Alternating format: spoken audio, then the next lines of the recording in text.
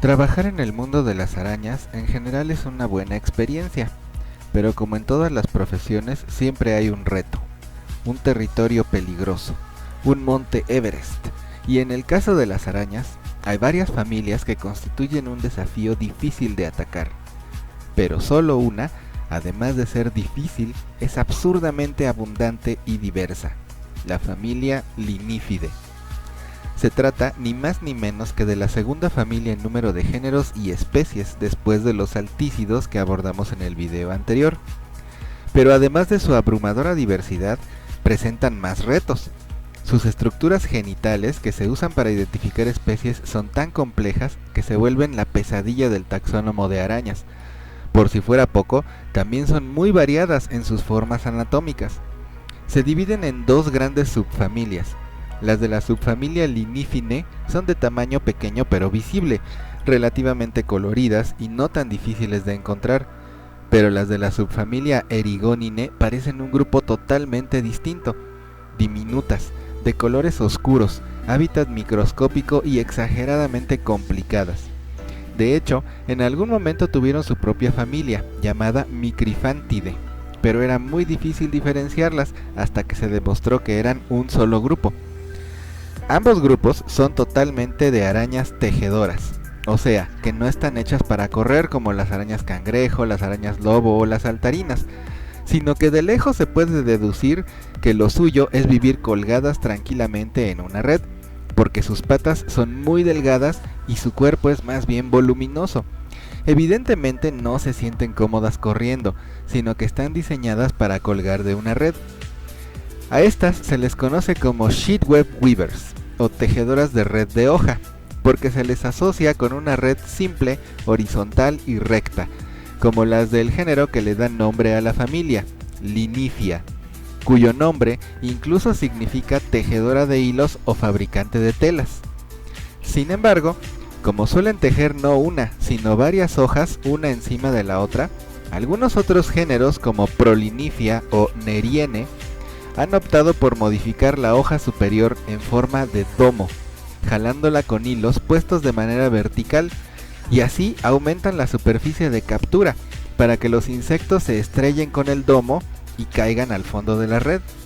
La araña se encuentra en esta hoja inferior, esperando pacientemente para poder morderlos a través de los finos hilos de su seda.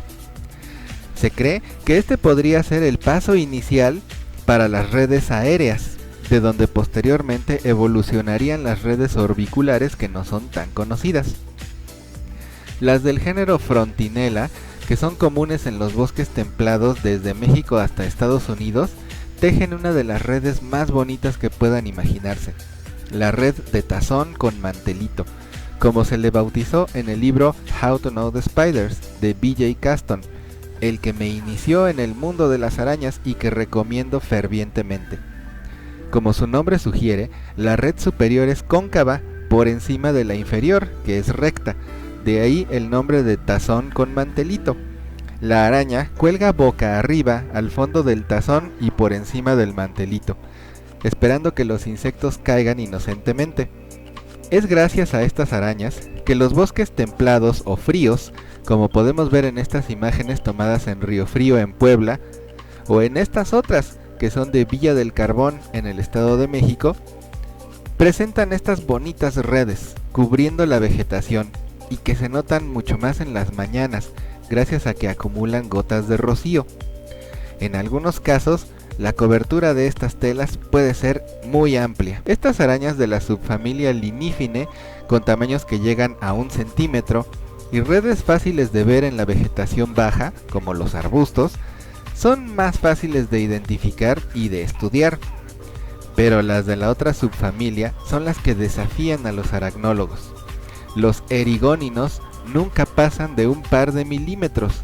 Sus cuerpos tienen el opistosoma negro y las patas y el prosoma café rojizo o de plano negro, y sus redes están tan bajas que cubren la hojarasca y son tan pequeñas que rara vez las notamos. Sin embargo, sí las notamos cuando literalmente llueven desde el cielo, como podemos ver en este video tomado en Australia. Esto sucede porque estas pequeñas arañas pueden usar el viento y su seda para volar tan lejos que atraviesan los océanos y pueden cambiar de continente. De América pueden llegar a Europa o Australia y viceversa. Este fenómeno entre las arañas se conoce desde hace mucho tiempo y se le llama ballooning, o podríamos traducirlo como globeo, y consiste en que la araña se para en un lugar elevado, donde sopla el viento. Entonces emite algunos hilos de seda que deja flotar libremente, para que estos actúen como un globo, y puedan ser acarreados por el viento. Muchas otras familias lo hacen, sobre todo cuando son jóvenes y lo suficientemente pequeñas para ser levantadas. Pero en el caso de las Erigóninae, lo pueden hacer incluso de adultas, y pueden ascender hasta capas muy altas en la atmósfera, donde pueden congelarse mientras atraviesan el océano. Y luego, cuando la temperatura y presión del aire lo permiten, descienden y se instalan de manera masiva sobre el terreno al que llegaron por casualidad, provocando fenómenos como este, que corresponde al récord de la cobertura de telaraña más grande. Se registró en un campo de escuela en Inglaterra, pero también se pueden ver encima de lagos, campos de cultivo o hasta en plena calle. En el Reino Unido les dicen money spider, pues cuando las encontraban enredadas en el pelo de una persona, decían que esto era un signo de buena fortuna, sobre todo en la región de Irlanda, donde incluso hoy en día se cree que es de buena suerte encontrar una de estas pequeñas arañitas caminando por encima de alguien. Hay algunos lugareños que dicen que para más buena suerte se debe tomar a la araña de su hilo de seda y girarla alrededor de la cabeza. Estas pequeñas arañitas no podían conformarse con solo ser difíciles de estudiar por su tamaño y por sus complejas estructuras reproductoras. También tenían que ser sumamente interesantes, ya que son un clásico ejemplo de selección sexual entre los animales, por lo que se han vuelto un objeto de estudio muy importante. Cuando se les ve de cerca, lo cual no es tan fácil, se puede apreciar la diferencia muy clara entre machos y hembras, a lo que los biólogos llamamos dimorfismo sexual. Los machos presentan grotescas deformaciones en su caparazón, que es la placa que cubre su prosoma. Estas se proyectan en forma de bultos o cuernos y pueden tener tamaños exagerados. Esto ya lo había ilustrado hace más de un año en un post que pueden encontrar en esta página. Estas deformaciones no son solo caprichos de la naturaleza o mutaciones al azar, tienen un papel crucial en el apareamiento de estas intrigantes arañas. Resulta que la zona del abultamiento está conectado a grandes glándulas que producen una sustancia sin la cual el apareamiento no se puede llevar a cabo. En estos impresionantes estudios se ha visto que la hembra tiene que meter sus colmillos en los surcos que se forman alrededor de los bultos o a veces en los bultos mismos para beber la sustancia que producen las glándulas. Esto de que el macho le ofrezca algo a la hembra para mejorar su oportunidad de aparearse es bastante común entre las arañas y se le llama regalo nupcial. Como cuando las arañas cangrejo, que ya revisamos, ofrecen a la hembra una presa que atraparon anteriormente para que no se las coman a ellas y puedan aparearse mientras la hembra está distraída. Lo más sorprendente de esta sustancia que los machos de Erigóninae ofrecen a las hembras es que en un experimento se bloqueó el acceso de la hembra a las protuberancias y se observó que la hembra continúa con el apareamiento, pero el macho se inhibe.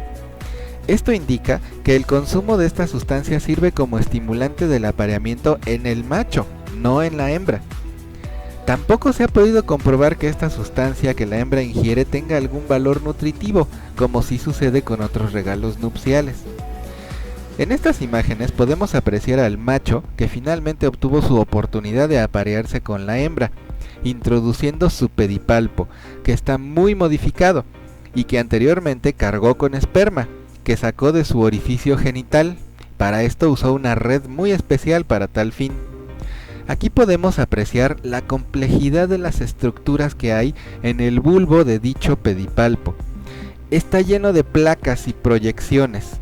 Estas actúan como una llave ante la cerradura que es el orificio genital de la hembra. Otras de estas microscópicas estructuras actúan como anclaje para que no se mueva, y algunas otras guían la parte que insemina a la hembra y que se llama émbolo hasta su destino.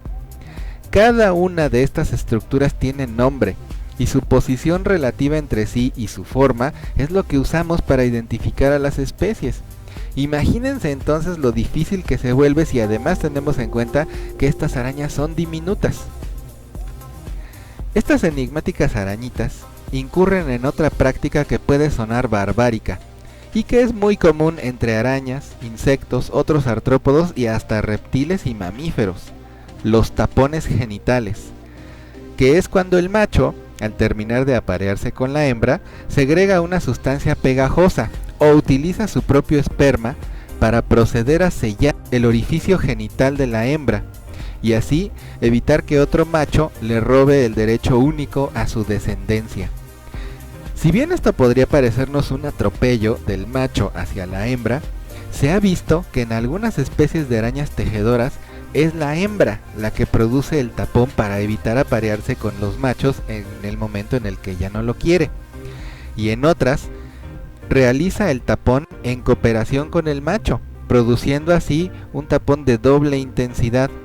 Pero esto sucede siempre y cuando el macho le haya agradado, ya que hay ocasiones en que la hembra no pone su parte y el tapón, más débil, se cae, y así le da a la hembra otra oportunidad de aparearse. Como pueden ver, las arañas no tienen que ser grandes y coloridas para ser sumamente interesantes y asombrarnos con su vida cotidiana. Solo piensen que cuando caminan en el pasto de un parque o en la hojarasca de un bosque, pueden estar pasando por encima de toda una comunidad de animales diminutos, entre los que se encuentran algunas de las arañas de la familia Linífide, además de muchos otros bichitos pequeñitos igual de interesantes. Yo me despido agradeciendo nuevamente la atención que le hayan puesto a este video y esperando pronto ofrecer otro sobre alguno de los muchos grupos diferentes de arañas que habitan nuestro planeta. Hasta entonces, adiós.